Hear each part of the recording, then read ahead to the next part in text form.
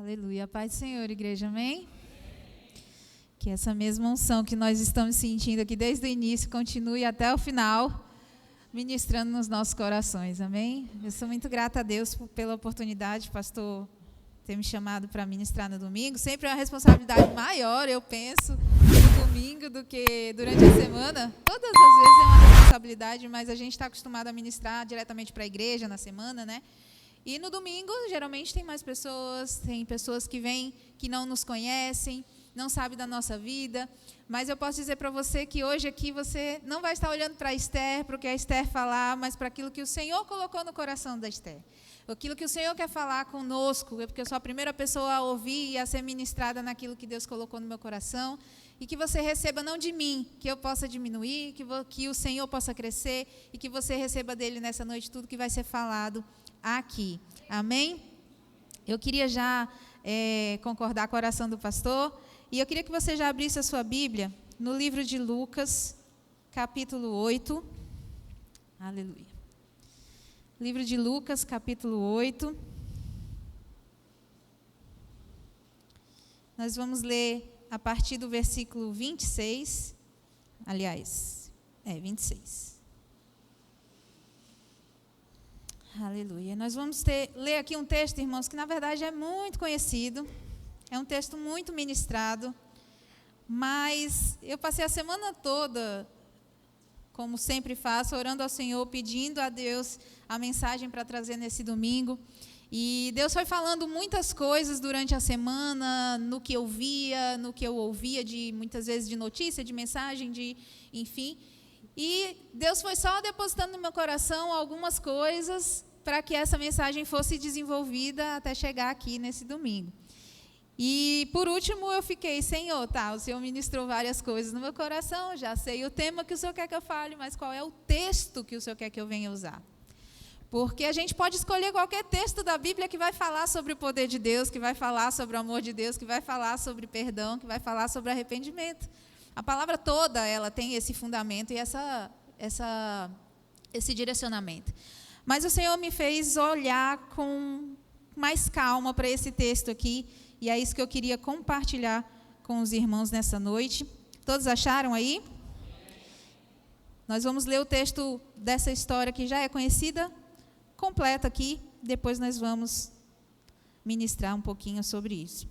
Aqui no título, irmãos, vai falar em algumas Bíblias sobre a cura do endemoniado de Gerazeno, ou Gadareno, né? Algumas traduções usam esses dois termos, né? Aqui fala Gezarenos também, a mesma tradução que eu estou usando. Então, vamos ler. A partir do versículo 26, diz assim: Então, rumaram para a terra dos Gezarenos, ainda não me acostumei com a palavra, que fica de frente para a Galileia. 27. Logo que Jesus desembarcou, veio da cidade ao seu encontro um homem possuído de demônios, que havia muito não se vestia, nem habitava em casa alguma, e porém vivia nos túmulos. Há muito tempo que isso acontecia. Quando ele viu Jesus, prostrou-se diante dele, dizendo com voz forte: O que quer ter comigo, Jesus, filho do Deus Altíssimo? Peço-lhe que não me atormente. Porque Jesus havia ordenado ao espírito imundo que saísse do homem, pois muitas vezes se fazia apoderado dele, muitas vezes o demônio tomava posse do corpo daquele homem. E nesse momento que ele fala com Jesus, ele está justamente ali possesso, naquele exato momento, ele se manifesta porque Jesus já tinha ordenado que ele saísse. Então ele quis questionar ali naquele momento. E aí, no versículo 29, Jesus havia ordenado ao espírito imundo que saísse do homem, pois muitas vezes se havia apoderado dele, e embora procurassem conservá-lo preso com cadeias e correntes, despedaçava tudo, e era impelido pelo demônio para o deserto. Em algumas traduções diz para lugares solitários. Amém? Jesus perguntou a ele: qual é o seu nome? E ele respondeu: Legião. Isso porque muitos demônios tinham entrado nele. Estes pediram a Jesus que não os mandasse para o abismo. Ora, uma grande manada de porcos estava pastando ali no monte, e os demônios pediram a Jesus que os deixasse entrar naqueles porcos. E Jesus o permitiu. Tendo os demônios saído do homem, entraram nos porcos, e a manada se precipitou de espinhadeiro abaixo, para dentro do lago, e se afogou. Versículo 34. E vendo o que tinha acontecido, os que tratavam dos porcos fugiram e foram anunciá-lo à cidade e pelos campos. Então o povo saiu para ver o que tinha acontecido. Aproximando-se de Jesus, encontraram o homem de quem tinha saído os demônios, vestido em perfeito juízo e sentado aos pés de Jesus. E eles temeram. E algumas pessoas que tinham presenciado os fatos contaram-lhe também como o endemoniado tinha sido salvo. Todo o povo da terra dos Gesarenos pediu a Jesus que se retirasse, pois ficaram com muito medo. E Jesus, entrando de novo no barco, voltou. O homem de quem tinham saído os demônios lhe pediu que deixasse estar com ele. Jesus, porém, o despediu, dizendo: volte para sua casa e conte tudo o que Deus fez por você. E então ele foi, proclamando por toda a cidade o que Jesus tinha feito. Amém? Louvado seja o nome do Senhor. Que a palavra do Senhor nessa noite encontre morada no seu coração. Que o Espírito Santo de Deus, que é aquele que convence o homem do pecado, da justiça e do juízo, faça aquilo que Isaías 55 diz, que a palavra do Senhor não volte vazia. Amém? Que em nome de Jesus isso aconteça nessa noite. Irmãos, como eu falei, esse texto é um texto extremamente conhecido. Mas Deus tocou muito meu coração para falar sobre o poder transformador de Jesus.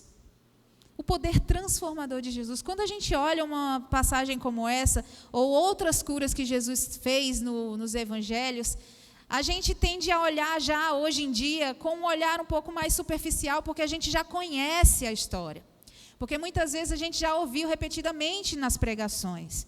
E embora cada pregador ele ministre algo diferente que o Espírito Santo vai falando, mesmo assim a gente já conhece a história. E muitas vezes a gente não percebe a profundidade que o poder transformador de Deus tem ainda hoje.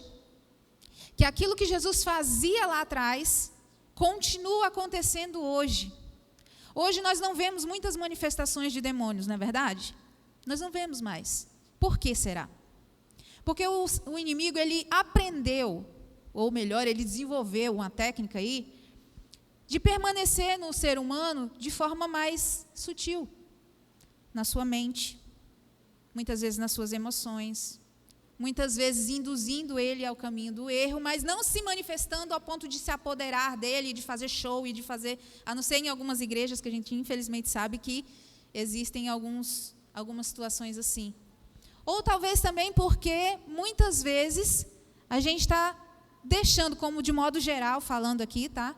Igreja de modo geral, deixando de buscar o poder de Deus mais forte, mais fundo, a ponto dessa libertação acontecer ainda nos dias de hoje, na vida das pessoas. Seja qual for o caso, o poder de Deus ele é o mesmo, amém? Continua, ele é o mesmo ontem, hoje e será eternamente. E esse poder aqui, dessa passagem, é que eu quero ministrar um pouquinho sobre isso. Só para a gente se situar, que é uma introdução que a gente sempre faz sobre o ambiente do texto e tudo mais, o nome, né, Gadara, ali, refere à questão das criações que tinham ali de gado, de animais, de porcos, inclusive, que é o que conta aqui na história. Por isso esse nome, chamam ele de Gadareno ou Gesareno, né? Como a gente viu aqui. Por quê? Porque ele era de Gadara, ele era desse local onde havia esse tipo como é que eu falei? De pasto, né? De criação. E esse povo ali, onde ele habitava, não era um povo judeu. Eles eram povos, né? E até porque os judeus não consideram o porco um animal puro, consideram ele impuro. Então, ali já era por si só um local onde os judeus tinham um certo preconceito, né? E Jesus foi para lá. Jesus foi para lá porque Jesus tinha uma missão a fazer ali. Ele tinha que transformar a vida desse homem. E o mais engraçado, quando eu estava lendo isso aqui, mais interessante, não digo engraçado, é que eu fui pesquisar sobre isso, sobre Gadara atualmente, e eu vi que esse nome não existe mais, não se usa. A cidade mudou de nome. Por questões turísticas, talvez, por questões preconceituosas mesmo, para que ninguém lembrasse do que aconteceu lá, o nome foi mudado. Quando você pesquisa lá as viagens para Israel e para os locais das regiões próximas ali, você não vai encontrar Gadara. Você vai encontrar um outro nome que se chama Unquais, uma coisa assim. É outro nome. E aí o Senhor me fez pensar sobre isso, sabe? Porque esse termo, Unquais ou Unqueis, é um termo que significa a mãe de Queis, referente à pronúncia do romano Caios. Essa província aqui, ela era dominada pelos romanos na época, né? Então foi dado esse nome depois em referência a isso, e esse nome quem deu foram os árabes, né? Mudaram esse nome para que lá não fosse lembrado que era o local do gadareno, não era mais Gadara, para que fosse atualmente passado um paninho ali para que ninguém lembrasse dessa história tão impactante. E aí eu fiquei pensando sobre isso, né? Sobre isso, porque essa mudança do nome, né, irmãos, me veio no coração o seguinte: muitas vezes não, quase sempre, a humanidade está tentando apagar a história de Jesus. Você já percebeu que hoje em dia as pessoas estão tentando reescrever a história? Elas estão tentando deixar a história de Jesus e tudo que os feitos de Jesus fizeram de lado. E elas começam a substituir isso, até mesmo nas coisas mais sutis, nas coisas mais simples. Esther, mudou o nome só por causa de turismo. Será? Eu vejo ainda um pouco mais a fundo. Eu vejo isso. Que eles não querem que as pessoas se lembrem do que foi feito ali. Que as pessoas não se lembrem que Jesus passou por ali. Mas as pessoas querem mudar isso, reescrever isso. E a gente vê isso em toda a história.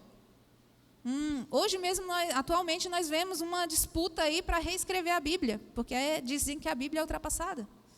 Então, as poucas coisas no nosso dia a dia, muitas vezes, estão tirando o Deus de centro e mudando. E aos poucos as pessoas estão se acostumando com isso. Por quê? Porque nas próximas gerações, se Jesus não voltar antes, ninguém vai mais lembrar de Gadara mesmo, não. Vão saber que o nome lá é esse aqui, Unquais, e vão contar a história do que aconteceu atualmente. Não vão lembrar que Jesus passou por ali. Então é isso que muitas vezes a humanidade está fazendo hoje. Ela está tentando reescrever a história, tirando o nome de Jesus. Isso já acontece nos filmes, isso já acontece na música, isso já acontece em muitas outras coisas, no entretenimento.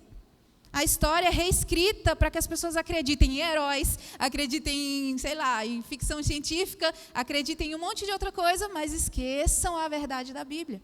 E eu não estou dizendo que é errado assistir filme, nem escutar música, porque isso todo mundo faz, e faz parte da nossa vida. Mas saber selecionar é importante. Saber assistir, tendo um discernimento, é importante. Porque muitas das séries, muitos dos filmes estão passando justamente isso. Essa ideologia do mundo de reescrever a história conforme eles acreditam, conforme eles querem, e deixando o evangelho de lado, mudando tudo aquilo que a gente já aprendeu.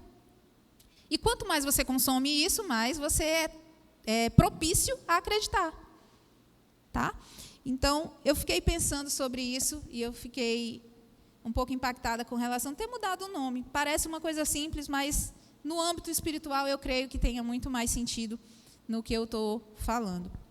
E aqui ainda tem uma coisa a mais, né? Porque é a junção dos árabes e dos romanos aqui que mudaram o nome. E é uma coisa que a gente, se for estudar mais a fundo, a gente sabe que mais à frente vai surgir uma nova religião aí que vai unir essas duas.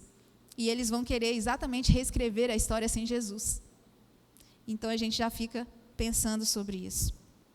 Mas, irmãos, a mudança do nome aqui não muda, nem apaga a realidade do que aconteceu. Amém? Não é fato. A Bíblia está escrita, vai continuar escrita, para sempre vai ser o que está escrito aqui. Não vai mudar. E eles podem tentar de qualquer maneira, mas não vai mudar. Amém? Então, nesse texto aqui que eu li com os irmãos, eu quero compartilhar algumas coisas que Deus falou no meu coração.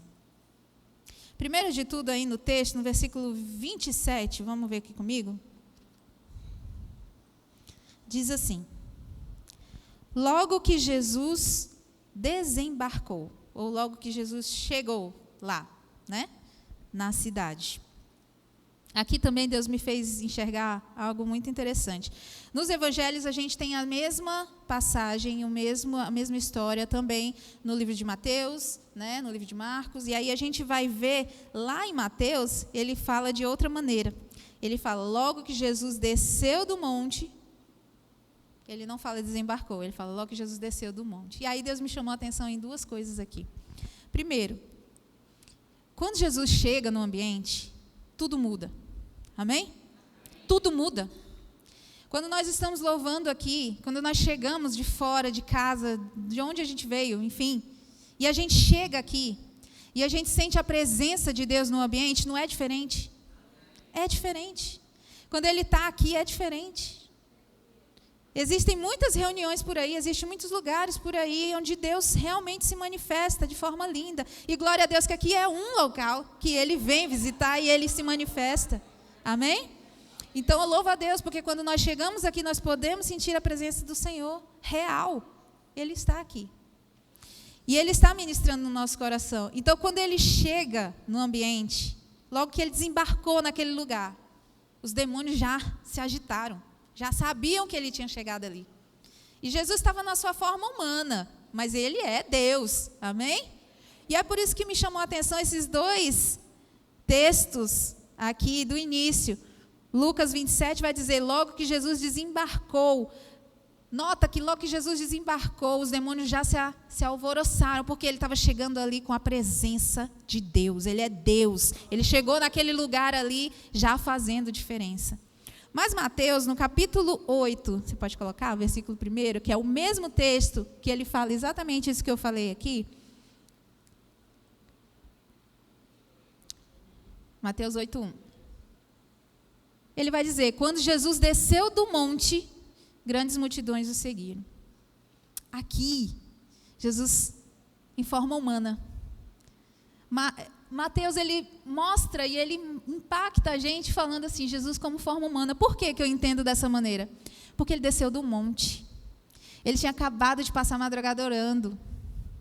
Ele tinha passado ali tempo com Deus. Jesus é Deus. Quando ele chega no ambiente, a manifestação de Deus acontece, mas ele, naquele momento, ele era homem também. Então, ele precisava de buscar a unção de Deus para onde ele fosse curar, libertar, transformar. E aí, os evangelhos, eles têm essas diferenças justamente para que a gente entenda o todo da história. Jesus é Deus e Jesus é homem. Quando ele chega ali, ele desceu do monte e as multidões o seguiam. Aqui são as pessoas que estão seguindo ele. Quando Lucas fala no versículo 8, no versículo 27 do capítulo 8, que ele desembarcou, aí continua dizendo que o demônio já se agitou e já se prostrou. Então, já a forma de Jesus como Deus. É a mesma história, é o mesmo acontecimento, mas aqui me chamou a atenção esses detalhes. Para que a gente entenda que quando Jesus chega no lugar, tudo muda. Muda no ambiente espiritual e muda no ambiente natural. Amém? Muda fisicamente e muda espiritualmente. O poder transformador de Deus é esse. Muda tudo ao nosso redor e dentro de nós. E aí, esse texto dele me fez ver também a nossa condição nessa história. A condição do ser humano nessa história. Tudo que Jesus fez, tudo que foi falado, tudo que foi feito, tem um ensinamento para as nossas vidas e é um reflexo daquilo que nós somos, naquilo que nós vivemos. Você pode pensar, nossa, Esther, mas você está falando de um homem que estava endemoniado com não sei quantos demônios, eu não tenho demônio em mim. Claro, não estou dizendo isso. Mas, metaforicamente falando, nós lutamos com muitos demônios hoje em dia. Como eu disse para vocês, na mente, nas emoções. Muitas vezes nós estamos aprisionados, como esse homem estava, não em correntes físicas, mas em correntes espirituais. E é por isso que essas mensagens falam tanto ao nosso coração. Porque elas trazem para a gente um entendimento do que nós precisamos, da nossa condição espiritual sem Jesus. Nós precisamos de Jesus. E aí, essa condição, no versículo 27 do capítulo 8 de Lucas, logo que Jesus desembarcou, veio à cidade ao seu encontro um homem possuído de demônios, que havia muito tempo não se vestia, nem habitava em casa alguma, porém vivia nos túmulos. Isso aqui é o que a gente vai desenvolver nessa noite. Esses 3 pontos Deus falou muito ao meu coração. De forma resumida, a gente vai ver aqui a condição do homem, da humanidade, nesses 3 pontos. Primeiro de tudo, irmãos, ele não se vestia. Deus falou muito ao meu coração, um entendimento do seguinte. estava acontecendo ali, quando, como eu disse, a Bíblia não deixa nenhuma palavra solta. Nenhuma palavra solta. Cada detalhe, cada ponto, cada vírgula, tudo tem significado. E quem estuda hebraico, que nem o presbítero, ainda mais, né, que enxerga a coisa bem amplificada. Mas aqui Deus me fez enxergar algo que eu vou tentar desenvolver aqui ao máximo que eu puder. O que aconteceu aqui, quando a Bíblia cita que ele não se vestia, obviamente ele estava nu, né? Ele não tinha roupas. E aqui me fez remeter, irmãos, ao pecado original. Lá em Gênesis, o Senhor me fez lembrar. O que foi que aconteceu quando Adão e Eva pecaram? Qual foi a primeira coisa que eles perceberam? Que eles estavam nus. E aí o Senhor me trouxe essa analogia, né? Esse homem, ele estava nu. E muitos estudiosos falam, né, que essa questão deles perceberem que estavam nus e se envergonharem quando eles pecaram, é porque antes do pecado, quando eles eram santos como Deus os fez, eles eram cobertos pela glória de Deus. E eles estavam nus, mas eles não se envergonhavam uns dos outros. Por quê? Porque eles estavam ali cobertos pela glória de Deus. Tudo era puro aos olhos dele, tudo era perfeito aos olhos deles. Deus vinha, falava com eles no jardim, e era tudo maravilhoso, não tinha nada de errado. Mas quando o pecado entrou, a primeira coisa que eles fizeram foi tentar se esconder. Eles perceberam que eles estavam nus, eles viram a sua podridão, eles viram que tinha errado, eles viram que estavam descobertos, não tinham mais a glória de Deus sobre eles, não tinham mais aquela proteção divina sobre eles. Eles estavam agora por conta. Eles estavam agora por eles, porque eles tinham desobedecido a Deus. E aí eu me prendi nessa passagem, quando diz que ele não se vestia, porque a glória de Deus foi retirada desse homem. Foi retirada, e quem que passou a habitar nesse homem? Os demônios. E não é isso que acontece quando uma pessoa não tem a Cristo. Como eu disse, nem sempre vai se manifestar. Mas vai acontecer de outras maneiras. As influências do maligno é constante, irmãos. Não pense que a luta espiritual está parada, ela até é constante, é todo dia. É todo dia. Se nós, que já entregamos a vida a Cristo, muitos de nós, lutamos com o diabo todos os dias, quanto mais aqueles que já estão dominados por ele, não percebem que ele está agindo. Então, esse homem, ele estava descoberto, aberto às influências do inimigo, exposto perante todos ali. Todos olhavam para ele como um louco, como um endemoniado, como alguém que não tinha noção de nada. Todo mundo olhava para ele dessa maneira, e ele estava exposto às influências do inimigo.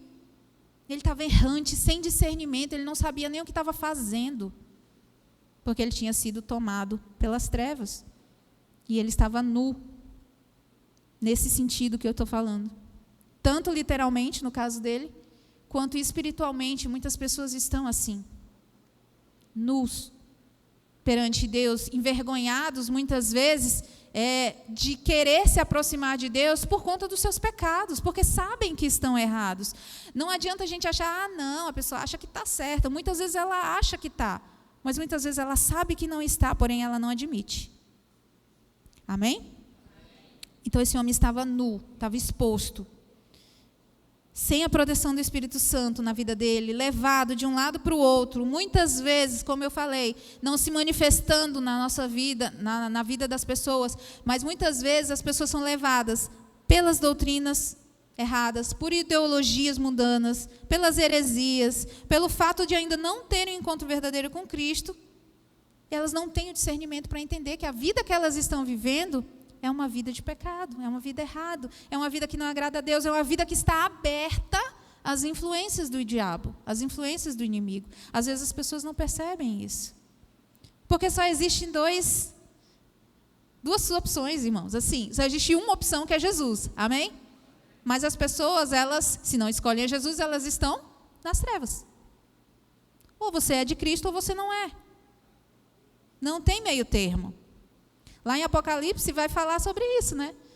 Que aquele que é morno, Deus vai vomitar. Porque não é quente, nem é frio.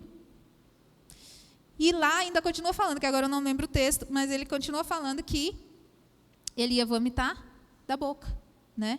E que aquelas pessoas ali tinham que enxergar que elas eram pobres, cegas e nus. Então, esse homem, ele estava totalmente desprovido do discernimento que só Deus pode dar. No Éden, o engano de Satanás foi dizer ao homem que ele teria conhecimento. Olha só. Se a gente volta para lá, para a história, ela se repete em todas as outras histórias, não é isso? Sempre que o inimigo vai tentar alguém, ele vai nas mesmas coisas. Daqui foi do mesmo jeito. Aqui no Éden, o engano de Satanás foi dizer que o homem teria conhecimento, ou seja, que ele ia ter a noção do bem e do mal. Mas ele não ia ter mais o discernimento. Conhecimento é diferente de discernimento. Amém? Conhecimento é você ter noção de alguma coisa. Eu conheço o bem e o mal. Discernimento é você saber escolher o bem. Saber escolher a coisa certa, conforme a vontade de Deus. Esse é o discernimento, que só Deus dá. E isso foi retirado da humanidade a partir do momento que eles desobedeceram a Deus. E nós só podemos ter discernimento hoje através do sacrifício de Jesus, quando nós entregamos a vida a Jesus. Porque por nós mesmos, irmãos, nós escolhemos sempre aquilo que é prazeroso para nós, mas a gente não liga com as consequências. Aquilo que vai nos beneficiar, mas que muitas vezes prejudica o outro. Aquilo que muitas vezes a gente quer na hora, mas que Deus não disse que era para ser ali. Não é verdade? Por nós mesmos, nós não temos um pingo de discernimento. Nós só temos pelo Espírito Santo de Deus que habita em nós. Amém?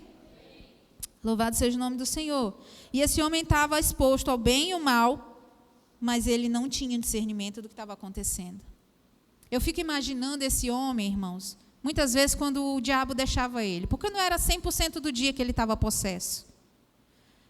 Eu não sei se vocês aqui já assistiram o filme Nefários, mas tem um momento do filme que Satanás está tomando lá a vida daquele presidiário, e ele faz ele fazer coisas ruins, né? Faz ele ser agressivo, faz ele estragar tudo, e aí, de repente, depois que ele faz ele estragar tudo, ele sai por um momento e deixa ele sofrendo as consequências, apanhando dos policiais, sendo lá preso.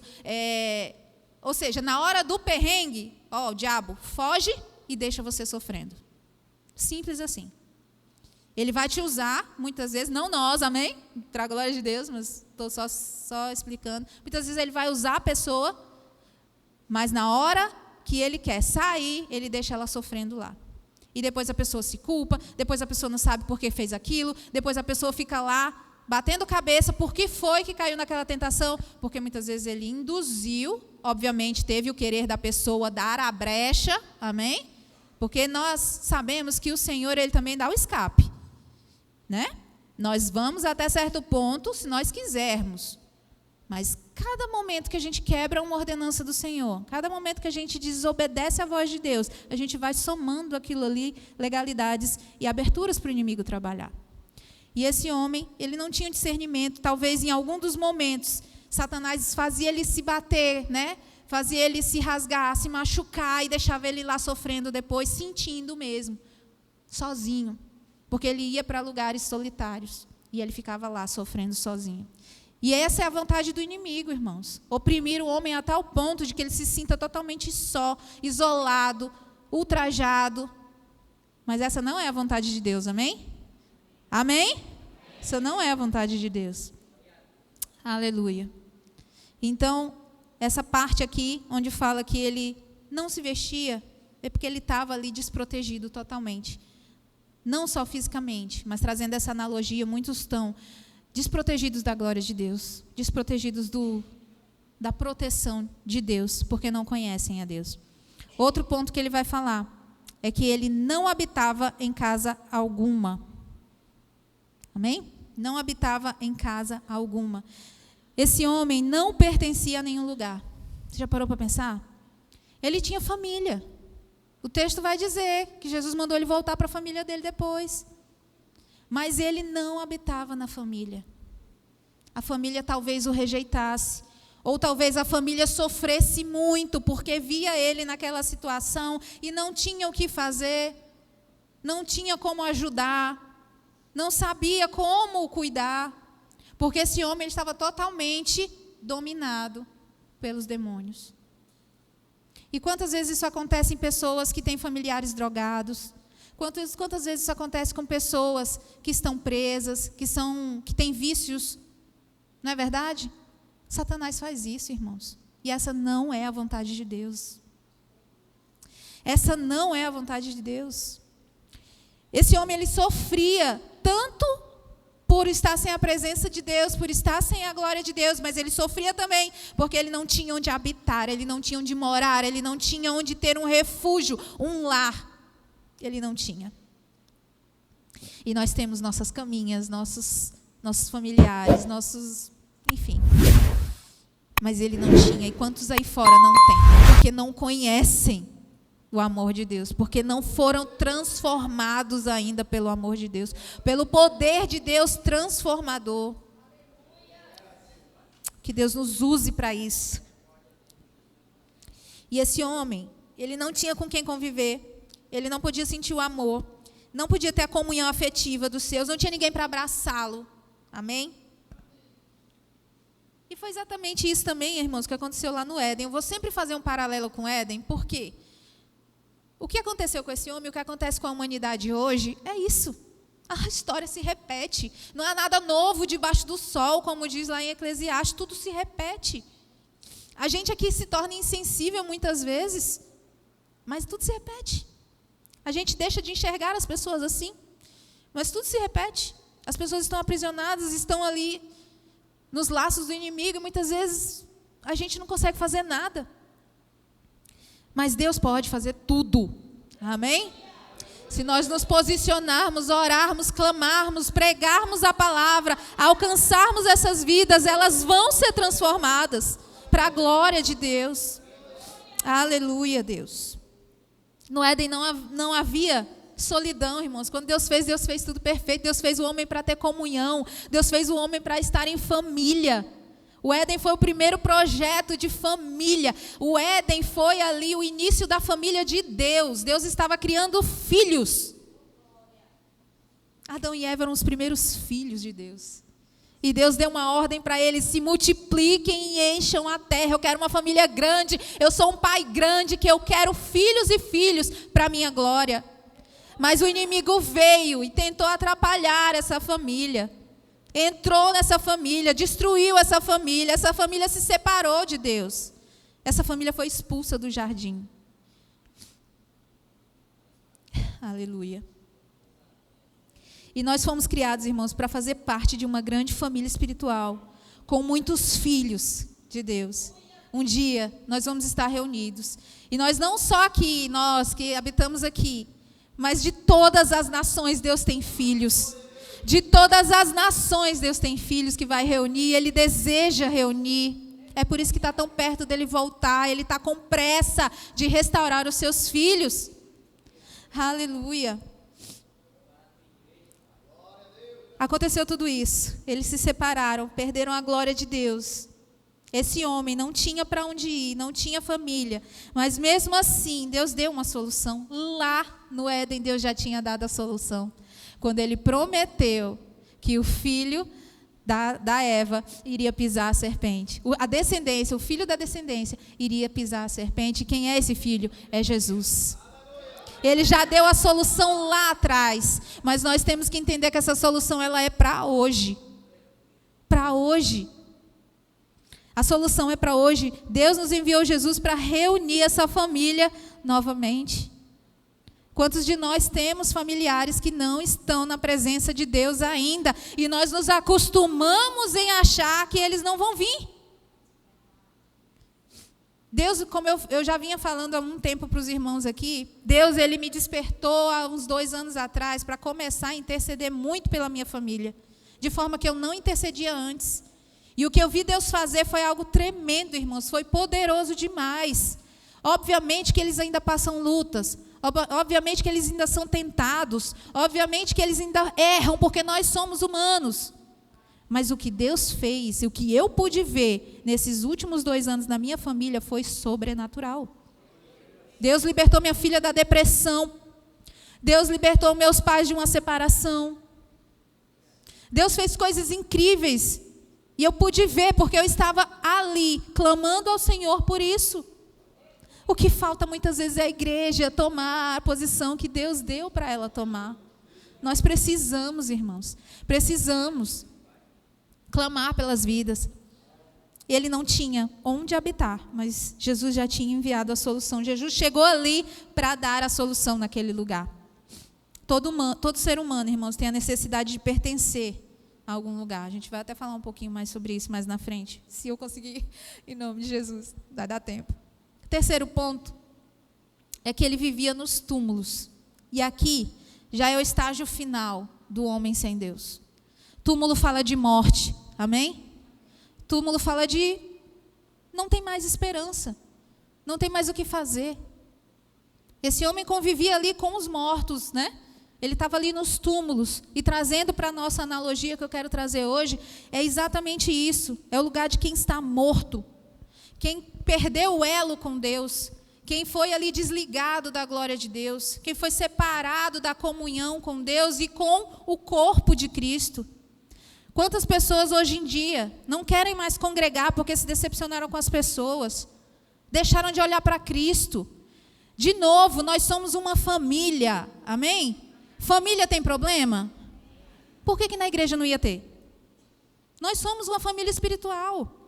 Mas é aqui que nós aprendemos a melhorar uns com os outros. Foi aqui que Deus nos colocou para que nós pudéssemos ser ali como o ferro que afia o ferro, né? Provérbios fala sobre isso. Fosse afiado um com o outro. E muitas vezes a gente se machuca. Com palavras, com atitudes. Mas nós somos uma família, no fim vamos estar todos juntos. Se a gente não conseguir conviver aqui, como que a gente vai conviver lá? Não vai. Então a gente precisa aprender a conviver aqui. A gente precisa aprender a perdoar aqui. A gente precisa aprender a manifestar o amor de Deus aqui. E eu estou falando só sem fronteiras, não, estou falando geral. Amém? Então nós precisamos. Ele vivia em túmulos, não tinha mais vida, não enxergava chance nenhuma, ninguém enxergava chance nenhuma na vida desse homem. O ciclo dele era de destruição contínua. As mesmas coisas, o mesmo dia, os demônios vinham, maltratavam ele, depois deixavam ele só. Os demônios vinham, batiam, faziam ele fazer coisas horríveis, deixavam ele só. E esse homem não tinha esperança. Mas quando Jesus chegou naquele lugar, tudo mudou. Tudo muda. Amém? Então aqui, quando ele vivia nos túmulos, para mim simboliza essa questão da morte eterna sem Jesus. Muitos estão assim. Muitos estão assim. Talvez não a esse ponto, como eu falei. Mas eles estão separados de Deus. Romanos 3, capítulo 23, super conhecido. Romanos 3, 23. Super conhecido. Aleluia, Jesus. Romanos 3, 23. Porque todos pecaram e destituídos estão da glória de Deus. Amém? Todos. Eu, você, antes de conhecermos a Cristo, nós estávamos assim, ó. Destituídos, afastados, separados da glória de Deus. Lembra da glória que eu falei lá do início, do Éden? Da proteção de Deus? Estávamos assim também. Mas um dia Deus nos trouxe. Um dia Deus restaurou, colocou o Espírito Santo em nós. E Ele quer fazer isso com aquele que ainda não teve esse encontro com Ele. Porque todos pecaram e destituídos estão da glória de Deus.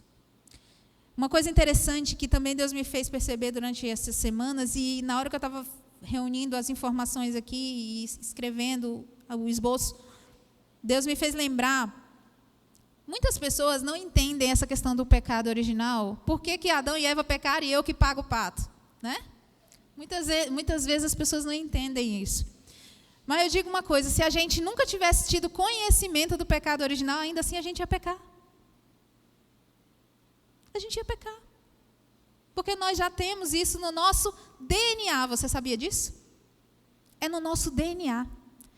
Eu gosto muito de seguir um perfil que fala de ciência e ele confronta as coisas da ciência com a Bíblia.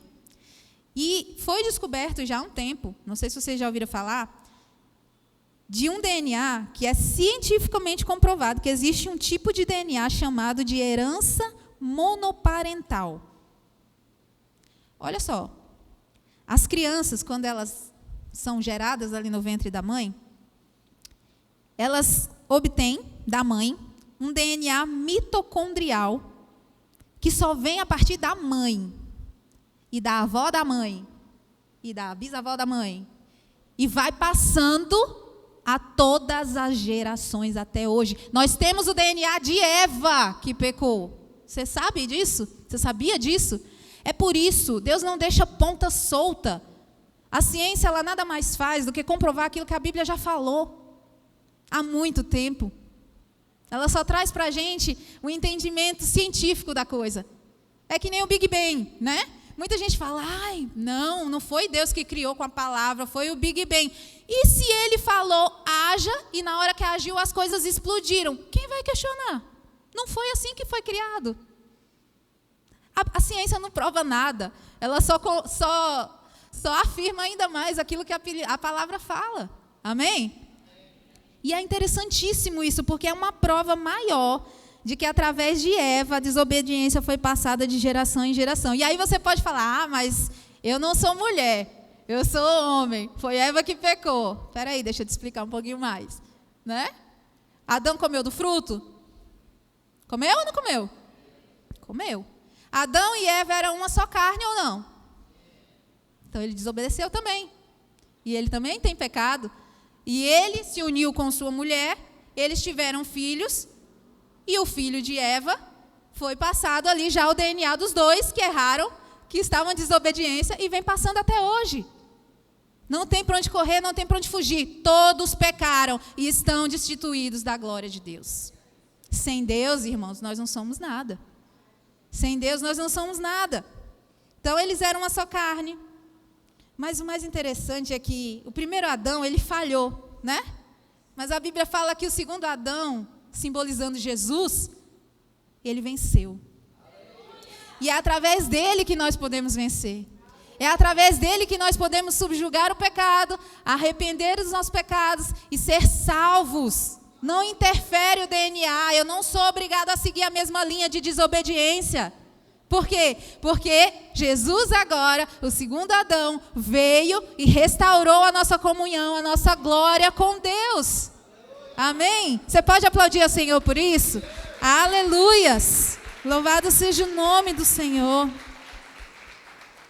E aí, irmãos, eu gosto de estudar um pouquinho de psicologia, mas não sou muito a fundo, não.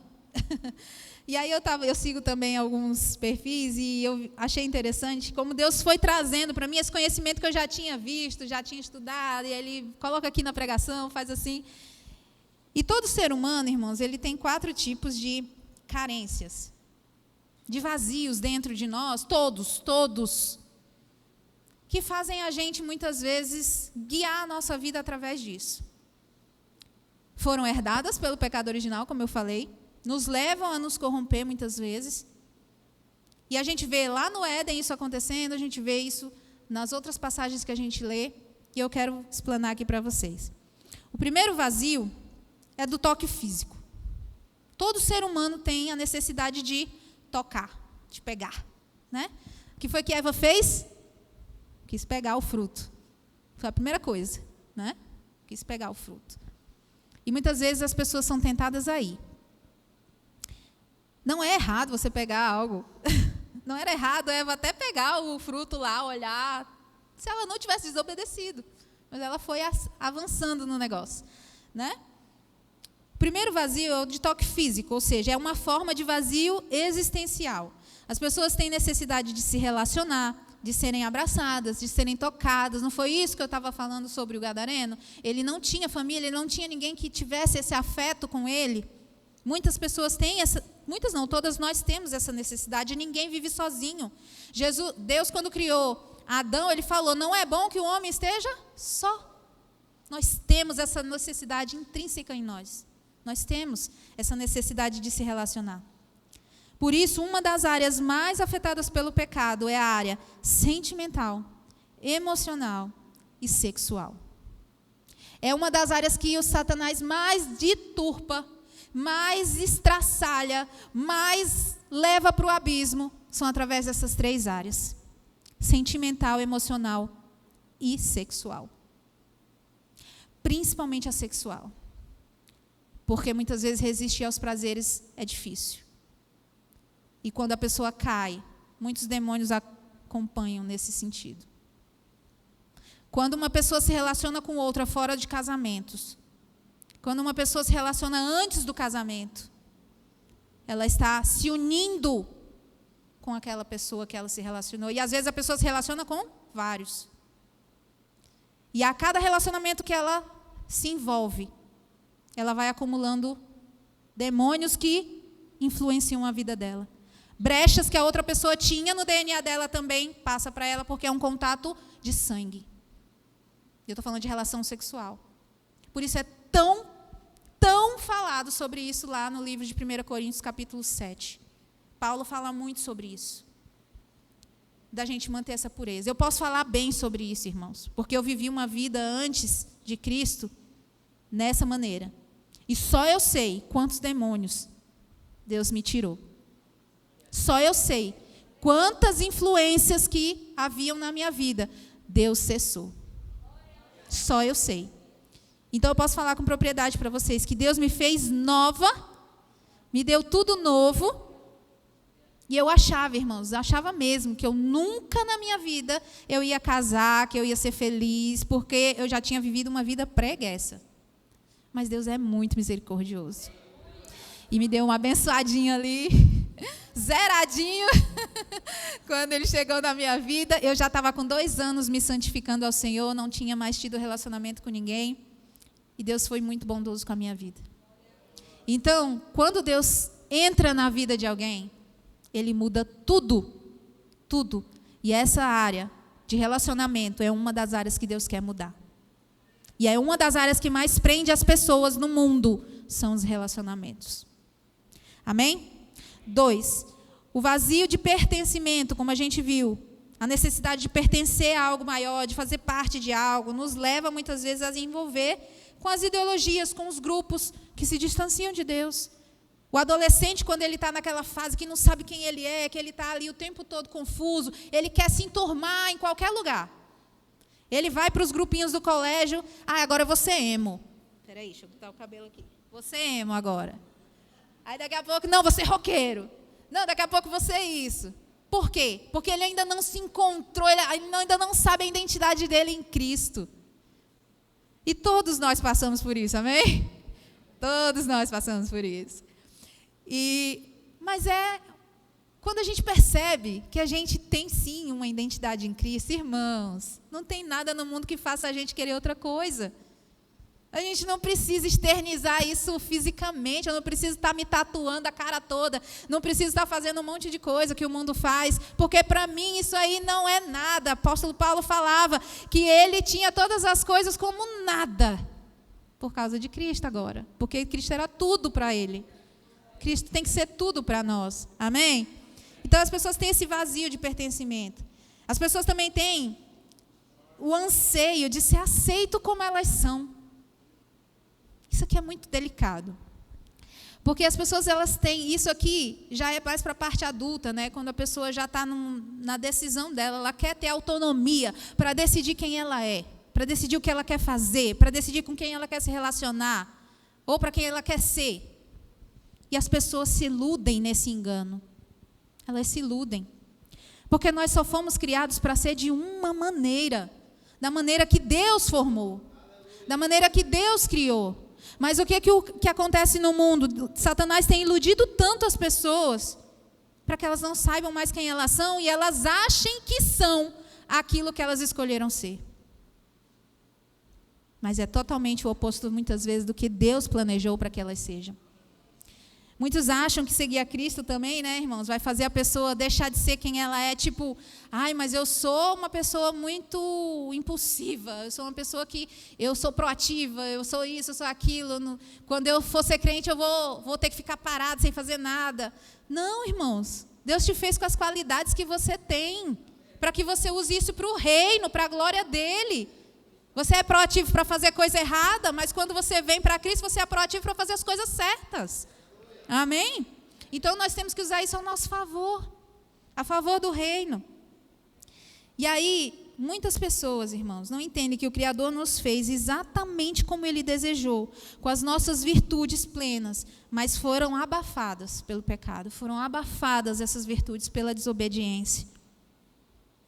Como eu disse aqui, elas foram abafadas pelo pecado e nos fazem achar que queremos ser como somos, quando não conhecemos o fato de quem Ele nos criou para ser. Não é à toa que tantas pessoas confusas e corrompidas nesse mundo, achando que são coisas que não são. Diga-se de passagem, ideologia de gênero, né? Que eu não vou entrar em detalhes. Mas muitas pessoas achando que são algo, porque o mundo disse que elas podiam ser, mas não o que Deus falou que elas são. Fora isso, ideologia de gênero. As pessoas achando, né, que podem ir contra a própria biologia delas. As pessoas achando que podem virar cachorro, árvore. Gente, essa semana eu estava olhando uns vídeos e eu fiquei impressionada. Eu mostrei até para o Eduardo. Uma mulher no meio do shopping, lá na Europa. Aqui a gente ainda não vê muito isso.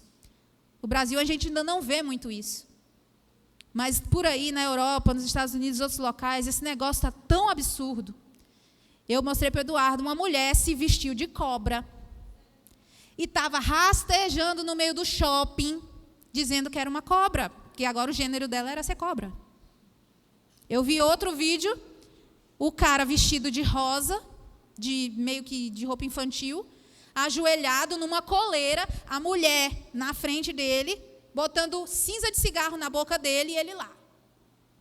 E aí um cara chega para entrevistar ela, ela acha que ele vai, né, julgar ela, aí o cara finge que não está julgando só para filmar. Aí ele diz, não, não vou te julgar não, eu só quero entender por que está acontecendo aqui. Aí o cara pergunta para ela o que ela estava fazendo com ele, aí ela vai, que é o empoderamento feminino, que é para mostrar que ela é feminista, para mostrar que não sei o quê, que ela domina o homem, e o cara lá, feito um animal de coleira, recebendo cinza na boca dele, e ele vai e pergunta, posso perguntar para ele? Pode. O que você ganha com isso? Aí o cara disse, humilhação. É só isso que Satanás tem para a humanidade, humilhação, é só isso que o inimigo tem, humilhação. Mas Deus tem vida, Deus tem vida, Deus tem alegria, Deus tem paz, Deus tem refrigério, amém? Aleluia. E não só isso, irmãos, a gente está vendo essa questão agora, mas já tem outra avançando, que é o transhumanismo, que é a mistura do homem com a máquina. Nós já estamos vendo isso. A tecnologia já está avançando no nível que as pessoas já estão sendo testadas lá de colocar o chipzinho na cabeça. Você sabia disso? O Elon Musk conseguiu a autorização para isso, para a Neuralink testar o chip na cabeça das pessoas. Tem pessoas querendo trocar o braço por braço mecânico. Tem pessoas que, tudo bem, existem alguns mecanismos, por exemplo, a pessoa perdeu a perna, uma prótese ela vai usar, é para o bem. Mas tem uma categoria de pessoas aí que estão querendo se transformar em máquina, achando que vão só transferir a mente delas para a máquina e elas vão ser eternas para sempre. Ilusão. É ilusão. Mas Deus não. Deus é verdade. Amém? Deus é verdade. Ele nos ama, irmãos. Ele quer remover as escamas dos nossos olhos. E eu falo isso com temor, com tremor e com amor. As pessoas que estão cegas nessas coisas, elas estão ali porque elas estão buscando pertencer a algo. Elas estão ali sedentas de um vazio que elas não conseguiram preencher ainda. Porque elas só conseguem preencher com Jesus. Só com Jesus. Aleluia, Deus. E a última carência do ser humano é de um propósito maior, a carência de Deus mesmo. Como eu falei. Todas as outras aqui são relacionadas a essa. Porque o homem sem Deus, ele vai ter todas as outras carências, não vão ser preenchidas. Mas quando nós temos ao Senhor, todas as nossas carências são preenchidas. A gente pode até estar sozinho, mas Deus está conosco. Nós podemos até nos sentir atribulados, mas não desanimados, desamparados, mas não destruídos, porque o Senhor está conosco. Amém? Aleluia! Louvado seja o teu nome, Jesus. Aleluia!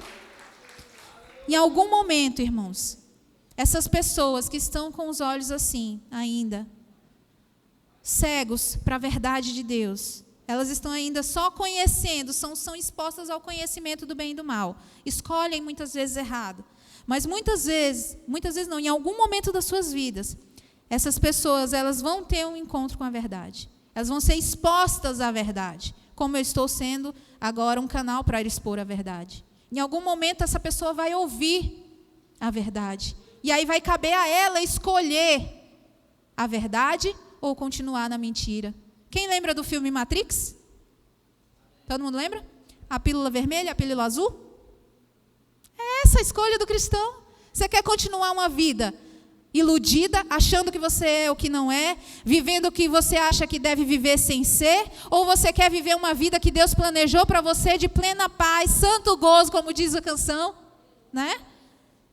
Você escolhe saber a verdade, que muitas vezes é amarga, que dói, que te faz transformar, que muitas vezes vai tirar todo o lixo que tem dentro de nós, mas que depois vai trazer uma vida de abundância, como Jesus falou, ou você vai querer continuar vivendo uma vida de ilusão, apagando da sua mente tudo que Deus já falou na palavra dele. É uma escolha nossa. É uma escolha nossa. E bem-aventurados são aqueles que escolhem por Jesus. Porque ele sim tem a plena abundância de satisfação no seu interior, que nada dessas carências aqui vão dominá-las mais. Nada disso vai nos dominar mais. Para encerrar, eu queria voltar no verso 35, 38. Do 35, Lucas 8, 35. Aleluias. Louvado seja o teu nome, Jesus. Lucas 8, 35. Vou ler aqui. Então o povo saiu para ver o que tinha acontecido. E aproximando-se de Jesus, encontraram um homem a quem tinha saído dos demônios, vestido. Deus restaurou a glória ali. Amém? Em perfeito juízo. Ele não estava mais sem discernimento, ele não estava mais dominado pelo pecado, pelo diabo. E ele estava sentado aos pés de Jesus. Ele poderia ter sido curado e ter ido fazer qualquer outra coisa. Mas ele não fez isso. Ele foi para os pés de Jesus. E ele queria ficar ali, nos pés de Jesus. Ele não tinha mais necessidade de estar morto. Ele não tinha mais necessidade de estar nos túmulos. Ele tinha agora necessidade de estar aos pés de Jesus, aprendendo do Mestre. E é isso que nós fizemos, amém? E é isso que Deus convida você que ainda não teve encontro com o Senhor a fazer. Ou você que ainda está longe, afastado do Senhor, a voltar a fazer. O versículo 38 a 39 diz: o homem de quem tinham saído os demônios lhe pediu que deixasse ficar com ele. Porém Jesus o despediu dizendo: volte para sua casa e conte tudo o que Deus fez para você. Deus não nos libertou à toa. Deus nos libertou com uma missão de passar essa verdade às outras pessoas. Amém? Volte para sua casa e conte tudo que Deus fez por você. E ele foi proclamando por toda a cidade o que Jesus tinha feito. E para finalizar, irmãos, eu vi o testemunho essa semana de um homem que era um cantor aí secular, muito conhecido. Muito conhecido. Eu vi dois contrastes, na verdade, Deus me fez ver. Enquanto alguns cristãos, alguns cantores evangélicos têm apostatado da fé e seguido o mundo, tem distorcido a sua vida para o lado errado, abandonado a sua carreira muitas vezes gospel, a carreira de falar de Deus, de usar as ferramentas que Deus deu para o reino, abandonaram isso, enquanto a gente vê muitos fazendo isso hoje. Existem também aqueles que vivem no mundo, que estão no mundo e que Deus está resgatando para confundir a igreja que está perdida ainda lá fora. Aleluia! E eu vi, aleluia, e eu vi esse testemunho desse homem. Ele se chama Daddy Yankee, né? Que é aquele cantor da música Despacito. Todo mundo conhece essa música porque era uma febre aí numa época, Despacito. E esse cara, ele fez o último show dele essas semanas aí. Ele fez a última turnê. E eu vou ler para você rapidinho as palavras dele, que ele falou para o público dele, milhares de fãs. Olha o que ele disse: meu povo, esse dia para mim é o dia mais importante da minha vida. Eu quero compartilhar com vocês, porque viver uma vida de sucesso não é o mesmo que viver uma vida com propósito. Durante muito tempo eu tentei preencher um vazio na minha vida que ninguém conseguia preencher. Eu estava tentando preencher e encontrar um significado para a minha vida. Às vezes eu parecia muito feliz, mas faltava algo para me completar. Eu devo confessar que esses dias acabaram. Me dei conta de que não era nada sem Ele. Eu pude viajar pelo mundo durante anos, ganhando muitos prêmios e aplausos, mas me dei conta que algo que a Bíblia diz, de que aproveita o homem ganhar o mundo inteiro e no fim perder a sua vida, a sua alma. Por isso, nessa noite eu reconheço e não tenho vergonha de dizer ao mundo inteiro que Cristo vive em mim e que viverei para Ele. Palavras deles, irmão. E ele continuou dizendo, pode aplaudir o Senhor. Aleluias. E ele continuou dizendo para os fãs dele, é o começo de algo totalmente novo. E ele disse, Mateus 10:32, quem, pois, me confessar diante dos homens, eu também confessarei diante do meu Pai que está nos céus. Ele falou isso diante da multidão de fãs que ele tem. E ele disse, todo sucesso e fama que Deus me deu durante a carreira musical será oferecido para o reino. E eu espero que os fãs acompanhem essa minha nova vida. Cristo te ama, Cristo está vindo, não se esqueça disso. Da mesma forma que Deus me permitiu, por misericórdia, viajar o mundo, me permita evangelizar o mundo. Olha só as palavras desse homem. Alguém que viveu uma vida inteira para o mundo. Agora ele está declarando perante o mundo que ele vai viver para Cristo, que os seus dons e talentos são de Deus e que ele agora vai servir ao reino de Deus. Quem tem essa coragem? Ele tem dinheiro, ele tem sucesso, ele tem fama. Ele abriu mão, ele fez totalmente o oposto do que o jovem rico da história que nós conhecemos. E quantos de nós negamos a Jesus por menos? Não é verdade? Fique de pé em nome de Jesus.